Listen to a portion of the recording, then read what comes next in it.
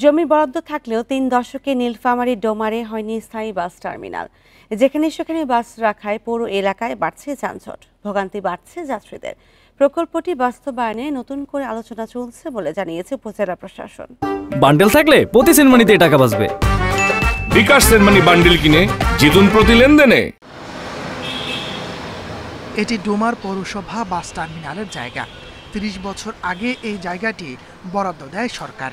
তবে রাজনৈতিক হস্তক্ষেপ সহ নানা কারণে স্থাপন হয়নি টার্মিনালটি। এখন খালি জায়গায় বিভিন্ন মালামাল রাখছেন আশপাশের ব্যবসায়ী ও বাসিন্দারা। পৌর এলাকায় স্থায়ী টার্মিনাল না থাকায় সড়কের পাশেই রাখা হয় বাস। যাত্রী উঠানামা চলছে যেখানে সেখানে, এতে সড়কে যানজট লেগেই থাকে। এই জায়গার লোকে তো ডিস্টার্ব দিছে ভাই, এই নেতা টেতা হাবি জাবি এগুলা তো ডিস্টার্ব দিছে। বাসগুলো দাঁড়ায়, তার ডান পাশ দিয়ে হচ্ছে নীলফামারী রোড, এখানে পরপর দুইটা মোড়, যার কারণে কিন্তু এখানে দুর্ঘটনা হওয়ার পসিবিলিটি অনেক বেশি। সড়ক ব্যবহারকারীদের দুর্ভোগের পাশাপাশি ক্ষুব্ধ পরিবহন শ্রমিকরাও। বাসস্থান হইলে ভালো হয়, নাহলে রাস্তাতে গাড়ি নামানোর সঙ্গে গাড়ির যানজট লাগিয়ে দুর্ঘটনা ঘটে বেশি। আমরা প্রস্তাব দিচ্ছি আবারও যে আমাদেরকে ওইখানে কাউন্টার করে দেওয়া হোক, তাহলে পোস্ট কাউন্টার লোকাল গাড়ি, সেখানে যানজট সৃষ্টি হবে না।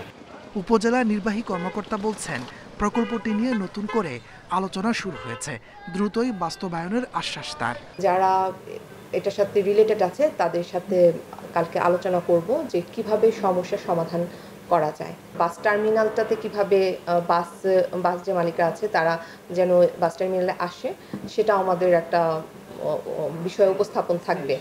ডোমার থেকে বিভিন্ন রুটে প্রতিদিন ২৫০০ যাত্রী চলাচল করে। বাস রয়েছে ৪৫ থেকে ৫০টি। Independent news.